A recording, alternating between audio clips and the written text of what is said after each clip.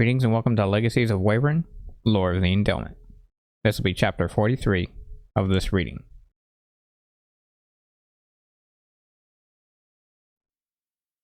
Though I feared for what Serena might do, I still needed to know. So in my interest, I slowly turned around from my right as I lowered my right arm to face her and asked, "Serena, what are you doing?" "Don't worry, my lord," my wife said, holding Hex in her right hand. She aimed it at my chest. "I've excelled in recollection modification when I was in school. So, of course, there's no need for me to shoot you.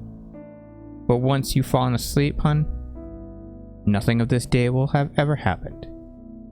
So as I said before, just relax and go to bed." Wolf tried to motion to protect me, but my wife quickly reached for Jinx with her left hand. She aimed for the Alikins as she looked over at her, slamming the hammer back on that pistol as well with her thumb. In her movement, Serena shouted, "Don't fucking move!" The Alikins just stood where she was and didn't even make a sound. But when she stopped, Serena yelled, "Now sit the fuck down!" Wolf complied with my wife's wishes. Then Serena looked back at me and said, "I didn't want for it to have to come to this, Zaec, but you all leave me no choice." I raised my hand slightly at ease as I said, "Serena, please, don't." My wife started to shed tears as she said, "I love you, Ray, so of course, I'm not going to kill you." She then moved to aim Jinx at Nanye as she looked over at the Ibeki, while she moved Hex to aim at JJ, and continued, "But I will shoot you two bastards.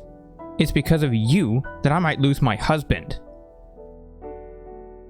"So then," JJ calmly said, my wife quickly looking over at him, "shoot already." "Shut up, JJ," Nanye said as she stood still. However, the ancient ignored the Ibeki as he continued, "It won't make a bit of difference. Now that we all know, you'll have to shoot just about everyone here in order to keep it a secret from your husband. That is, if you really can erase his memory." "I did it once before," Serena viciously said, "and I can do it again." "Is that so? Shut up!" JJ was quiet for a second. Then he asked, "When did you erase Zaec's memory the first time?" Serena was quiet for a few seconds as she glanced around the room at everyone. Then she looked back at JJ as the ancient said, "Oh dear, you are in trouble." "Shut up! It was something that had to be kept secret. I couldn't let Zaec know. Not if it meant losing him." "When was it, Serena?" I asked. Unfortunately, she quickly aimed Hex at me and said, "No, I'm not going to lose you. Not to him. I won't." "Please, Serena, calm down." "No, I won't. I swore I wouldn't." Wolf tried to move for some reason, which spooked Serena and made her aim Jinx at the Alikins as she yelled, "I said don't fucking move, bitch, or I'll blow you away. I swear to the fucking creator I will."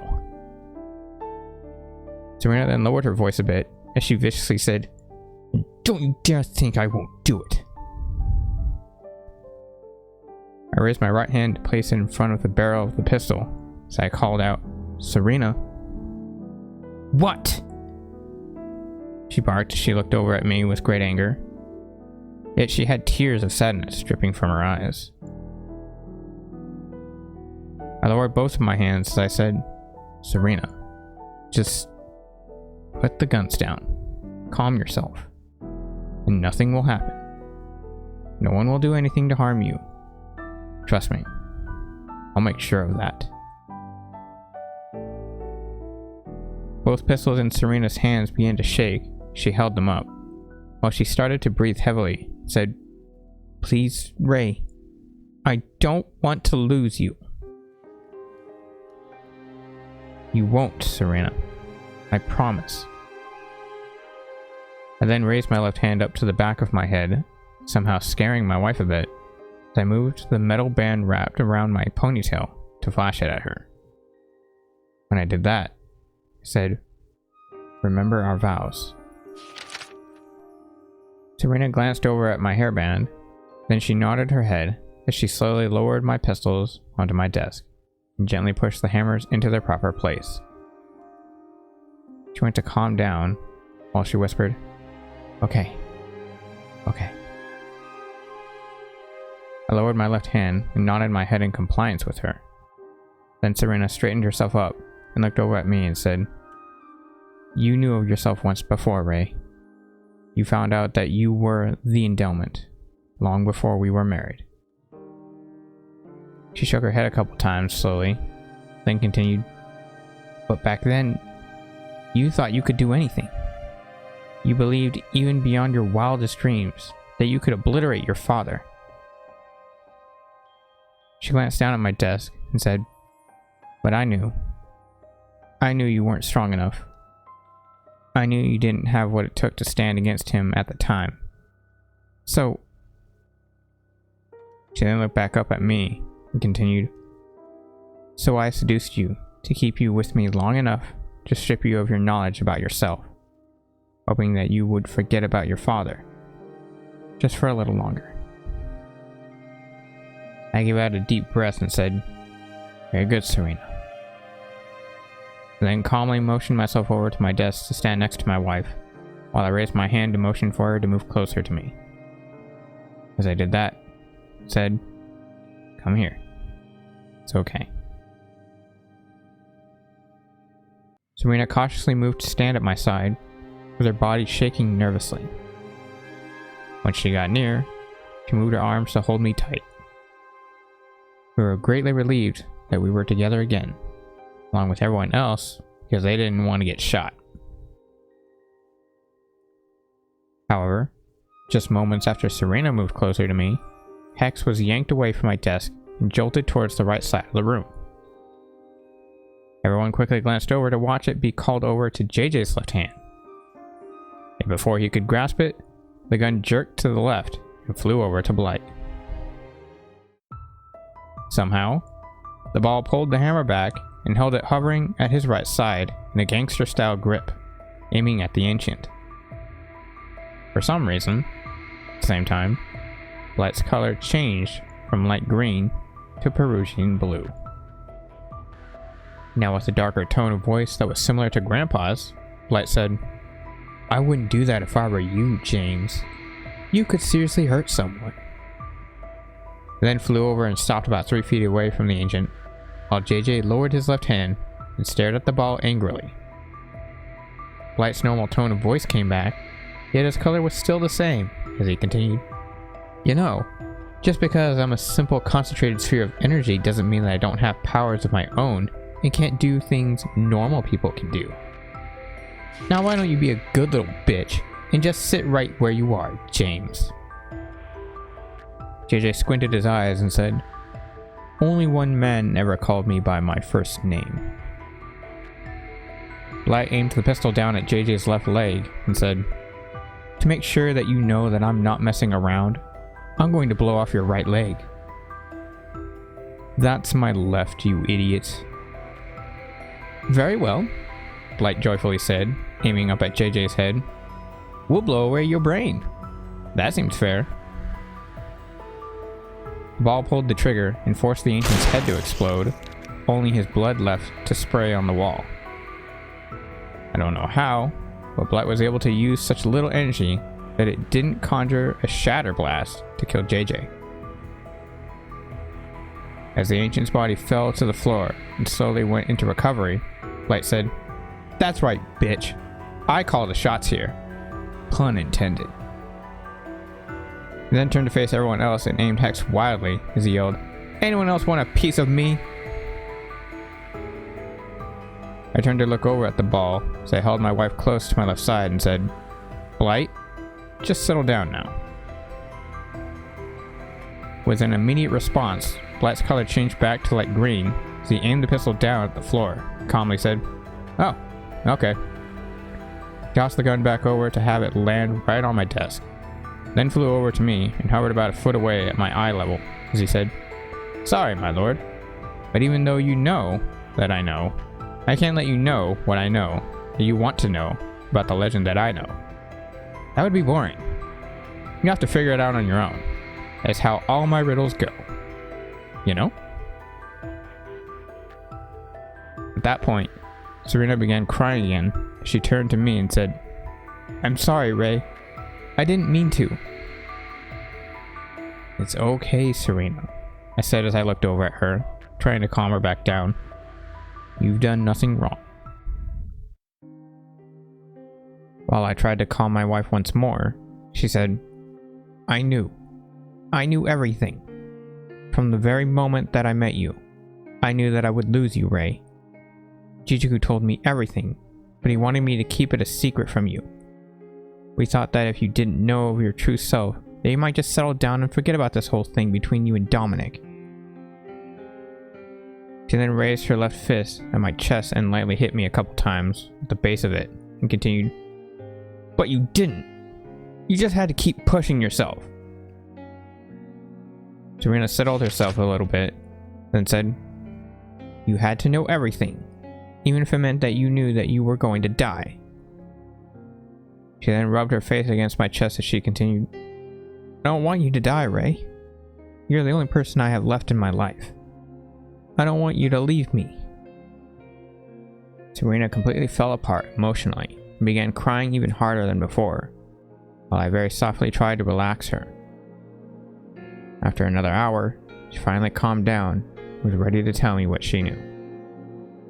JJ recovered from his little argument with Blight, but didn't hold a grudge against the ball of energy. Yet he didn't talk to him again either. Though my wife had told me what part of the legend she was told by Grandpa, she still thought that it meant the Endelment was supposed to sacrifice himself/herself. So we all just gathered into the center of the hotel room and went to work with what bits and pieces of the legend we had at hand, trying to fix and put them together to find out what Blight had told us all. Everyone was back into their original positions, but Serena and I stood next to each other, with the two of us holding onto one another's sides. She stood at my left, and Nanya at my right. Once everyone got settled in again, I looked over at Wolf and asked, "So, Wolf, what were you told?"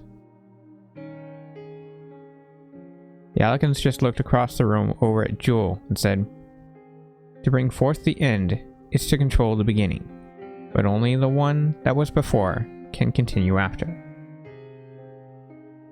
Okay. I then looked over at Baraku and asked, "What about you?" Baraku closed his eyes to ponder at that thought, then said, "They live amongst them, but do not know it. Hide so well, they cannot show it. Once revealed of their curse, their existence." The Hiroga then looked up at me and continued, "No longer bound by their earth." Very good. Just then, Joey jumped up slightly as he realized something, turned to me and said, Ooh, I got one. I just remembered it." That, not only said, "Joey, remembering something? That's a laugh." "I did remember hearing this once. They think he is one, but not at all. Their powers, unholy. His life, immortal. Though he stands as a god, they are but mortals. But nothing they do will matter. He is neither a god nor a demon, but holds the power beyond either one." "Joey, shut up," Nana said as she looked over at her husband. "None of that made any sense." "But it's true," he said, looking down at his wife. "That's what I was told by one of my friends, who was told by another of his friends that overheard it by some guy." "Whatever." "Alright," he said as I glanced around the room. "Who else?" "He fights alone," JJ said, "but not by himself. Yet he fights together, while all by himself. Who's to say what is what? It does not matter. He alone will end it all, so darkness can rule them all. Scary, I said, staring at the ancient. The room went silent for a few seconds, and I looked around and said, "Very well then, I'll speak a part of the legend that I've heard. Nothing can stop him, it is told. The fall of one is the fall of all. Or if they wish to continue, he must end it all." Following me, Serena quietly said, "The Endelment he is called, the one to end all life that is known to them, along with himself." My wife went into a light cry while I held her closer and said, "It's okay, Serena. That was very good. Don't worry." "Well, holy shit," Light said, quickly flying around in the middle of the room for a few seconds. He then stopped and hovered about 6 feet high in the air, the very center of the room, where he continued, "If I didn't know any better, I'd say you all completed the whole riddle. But of course, I do know better. Because you didn't. Therefore, I'm smart, and you're all dumb." Amber hopped up and readied her right fist as she yelled, "Ball, I'm about to smack you into the next millennium." "I'd like to see you try." Amber motioned closer and was about to swing a fist, but stopped when she saw Blight's color change back to Peruvian blue. The ball then said, "His life, not a life. His powers, not of his own. His strength, completely unknown. But what controls him, which no one knows, is hidden, deep within a symbol stone." Once Blight said that, he changed back into his light green color and calmly said, "By the way, none of the pieces of the riddle that you guys have is in the right order." He then raised his voice and yelled, "Now fix it! So says the floaty one." Amber tried to punch the ball, but missed. Oddly enough, Blight just shot straight up and hit the ceiling, acting as if frozen there. However, if that was how he was going to behave, then who gives a shit? He could stay there for all eternity if he wanted. The rest of us worked for about 30 minutes to figure out the whole riddle, which I thought was still bullcrap. Because even with the full riddle, it still sounded messed up. The whole riddle, from what we thought to be, was played as his life, not a life. His powers, not of his own. His strength, completely unknown.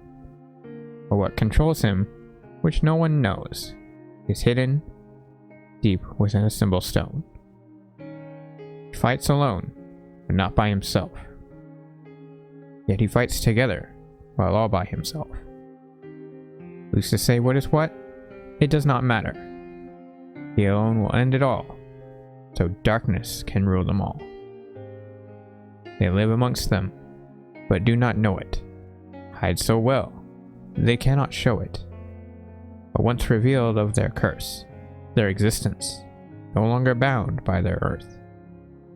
Nothing can stop him, it is told. The fall of one is the fall of all. For if they wish to continue, he must end it all. They think he is one, but not at all. Their powers unholy, his life immortal. Though he stands as a god, they are but mortals. Nothing they do will matter. He is neither a god nor a demon, but holds the power beyond one. The Endelment he is called, the one to end all life that is known to them, along with himself. To bring forth the end is to control the beginning, but only the one that was before can continue after. As we continued to ponder about it, Blight moved over to the balcony window again and floated about 5 feet high, where he began banging himself against it in a sequence of every other second for about a minute. The rest of us, of course, ignored him and just tried to discuss about what the riddle could mean. After a few minutes, Amber said, "Wait a minute. I thought Zaec was the Endelment." And I asked, adjusting my glasses. What of it? The half-blood looked up at me and asked, Isn't that the answer to the riddle? No, Baraku replied. There is no simple answer, nor even just a single answer to this riddle, especially if it had to be broken apart severely to be told. Great, Amber said, irritated as she looked away from the Haroga. Then I'm done. No way can I figure any piece of this damn thing out. Just then, Blight stopped hitting against the window and yelled, By the creator, what the fuck's wrong with you all? He flew to hover in the center of the room and continued, It didn't take Jijiku and his wife this long to figure out the damn thing. You can't all be that stupid. Bite me, Blight, I said, looking over at the ball of energy. Just then, I somehow figured out the entire riddle and went quiet, while everyone else continued to discuss it between themselves. But as they continued, I started walking towards the front door and said, I'll be right back, you guys. Where are you going, my lord? Nanye asked. I stopped just at the front door, facing it as I replied, I just realized that I'm out of soda. I'll be back in a couple of minutes. While I headed out the front door, Nanya went back to trying to figure out the riddle and said, Well, alright. See you later. When I closed the door behind me, I noticed a brown box across the hall from the room. It was about 1 foot tall and 1 foot wide, with a 2-foot length. The box had a postage mark saying that it was mailed over about a month ago, with a note saying it was a last will and testament from a deceased relative. No way it was one of mine. I first checked to see if anyone else was around, yet found no one, then checked to make sure that it was addressed to me. Sure enough, my name as the receiver. Picked up the box with my right hand, noticed it had quite a bit of weight for its size. As to not cause suspicion to my friends and family, I took the box with me down to the lobby of the hotel to open it. Down in the lobby, away from most of the humans, I placed the box on a small coffee table in front of me and just stared down at it. I pondered about who could have sent it and why, completely oblivious to what it might be. After about 5 minutes, I finally thought to open the box, where I found a brand new white laptop that was 1.5 feet square and about 1 inch thick. I picked it up out of the box and examined it, then placed it next to the box to find that there was more inside. Taped in bubble wrap was a small metal memory chip for the laptop, with a small note attached to it. I placed the chip and the note down on the laptop, ignoring what the note might have said, and I continued to sift through the box.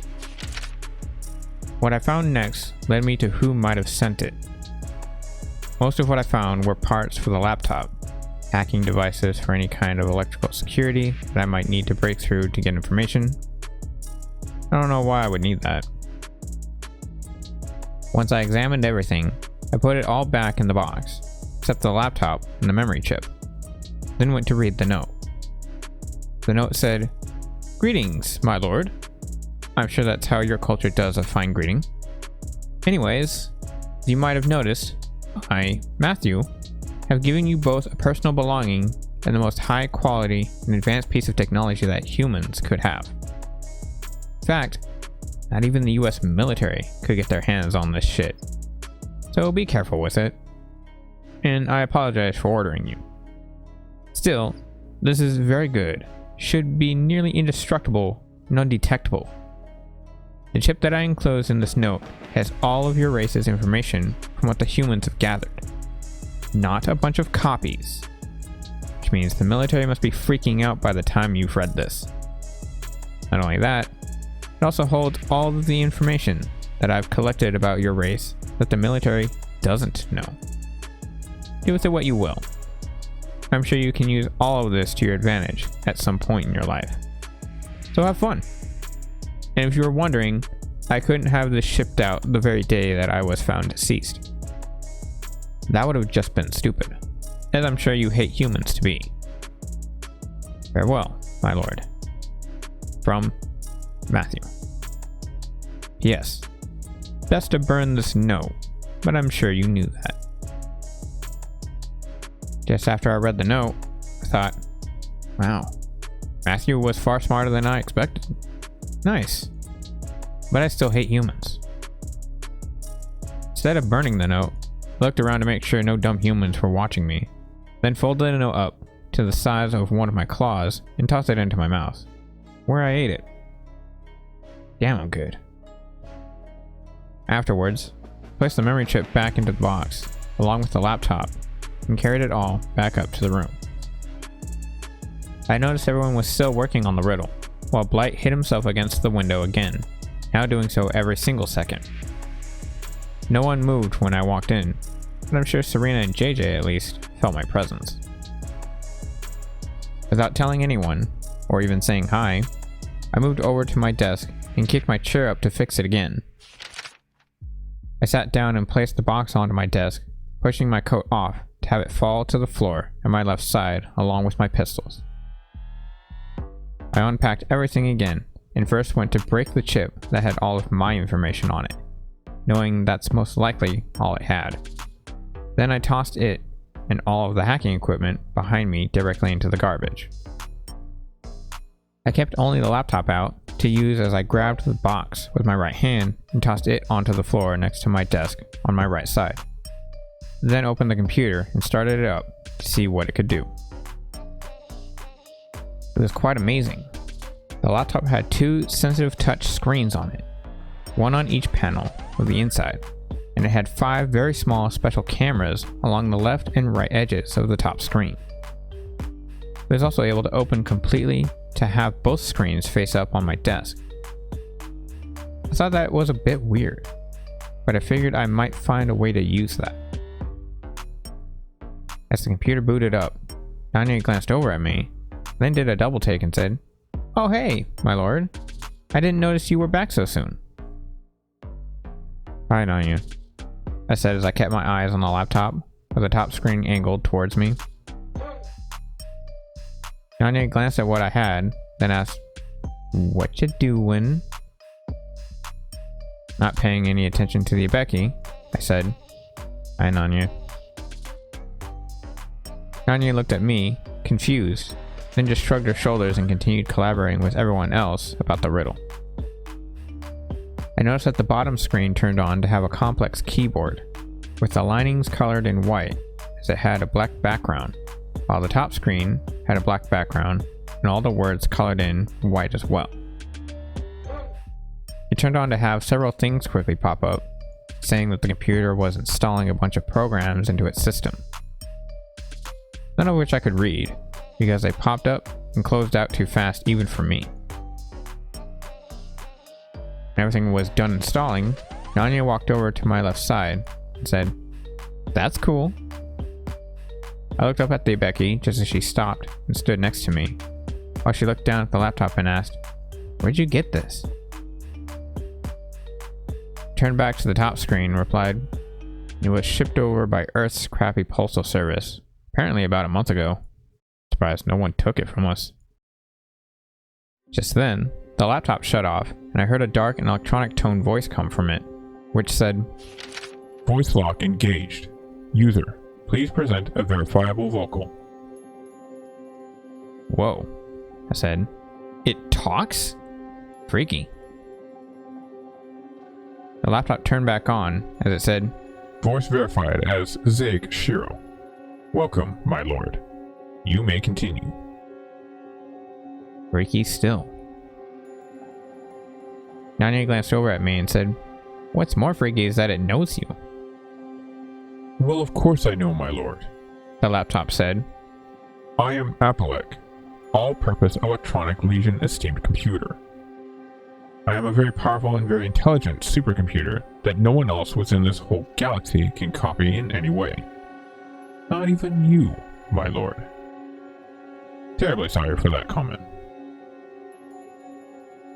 Still warming up to the talking device, I said, "That's okay, Apalek.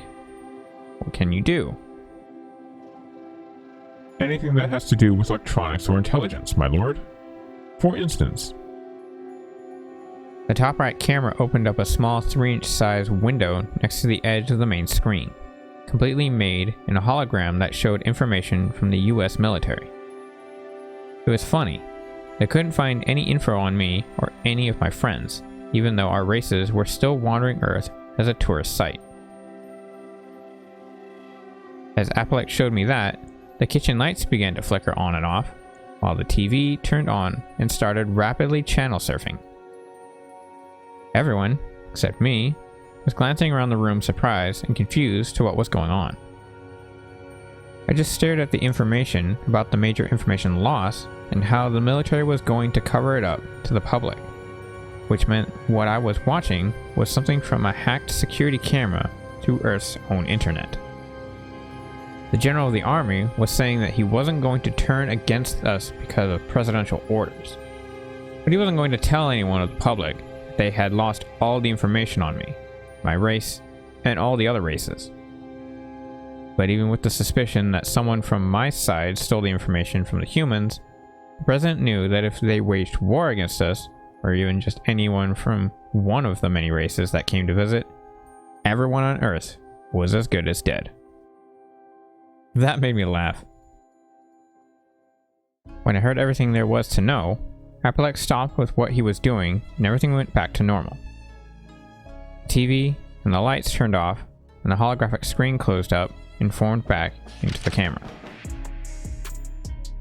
Everyone stopped looking around the room and turned to me, while Nanya glanced back down at Apalek and said, "Dude, that was sick." No, the device responded. That was a manipulation of the electronic environment with just simple and many different radiant waves, while also safely and stealthily connecting to the World Wide Web to hack into a security camera within the Pentagon. No such illness had anything to do with it, or could do what just happened. It's all part of the program. Didn't you read the installment notifications, my lord? I moved my eyes from side to side real quick a couple times. Then adjusted my glasses, I looked back down at the laptop and said, "Maybe." The computer sighed, which I don't know how that worked. Then it said, "Never mind, my lord. I'll explain about my program whenever you need to know." "What the hell are you doing?" Serena barked at me. I looked up to see that everyone was looking at me, confused, while Blight continued to hit against the balcony window, still irritated. It took a second to figure what I would say, then I looked over at Serena and asked, "Have you figured out the riddle yet?" Blight stopped hitting himself and yelled, "No, they haven't, because they're all a bunch of idiots." That, everyone looked over at the ball as they gave a very mean glare. However, he was unaffected by our expressions, as he said, "What? You all know it to be true." Blight got punched by Jewel this time, then said, "Whatever, we'll figure it out later." "Yeah," Wolf complied. "Best to just relax for a bit now, and work on it later." Fox happily wrapped her arms around her friend and said, "I agree with Wolfie." Wolf smiled as she hugged her friend back and said, "Thanks, Foxy." Everyone went to do whatever they wanted, yet Blight continued to hit against the window even harder and spoke his words every time he hit it. Eventually, he got out, "Creator, I hate all of these idiots." Even after he spoke, the annoying ball of energy that never shuts the hell up continued to strike himself against the window. I didn't want to tell my friends anything, because I knew it would only harm them even further, especially Serena. I just kept quiet about the legend, focused about how I was going to deal with Father, waiting for the right time to make my move. This concludes the reading of Chapter 43. Thank you all for watching and listening. If you like what you've seen and heard, there will be a link to my physical works in the description below. That being said, stay safe, take care. We'll see you again next week, reading chapter 44.